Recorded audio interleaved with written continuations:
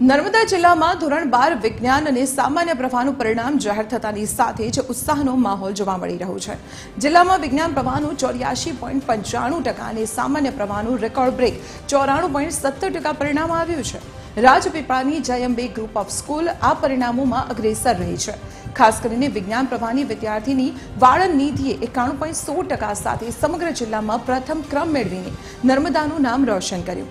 નિધિની આ સફળતા એટલે પણ વિશેષ છે કારણ કે તેણે કોઈ પણ જાતના ટ્યુશન વગર આ સિદ્ધિ મેળવી છે।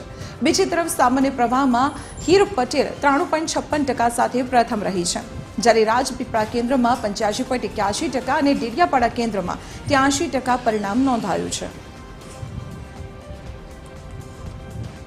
વિજ્ઞાન પ્રવાહની અંદર જિલ્લાનું રિઝલ્ટ 84.95% આવ્યું છે, જ્યારે અમારી શાળાનું રિઝલ્ટ એ 92% પ્રાપ્ત થયું છે। વાળંદ નિધિ કમલેશભાઈ જેણે 600 માંથી ને 547 માર્ક પ્રાપ્ત કર્યા છે, તેમજ અંસાર સયાન જેણે 650 માંથી 592 માર્ક પ્રાપ્ત કર્યા છે, A1 ગ્રેડ પ્રાપ્ત કર્યો છે, જ્યારે 15 વિદ્યાર્થીઓએ A2 ગ્રેડ પ્રાપ્ત કર્યો છે।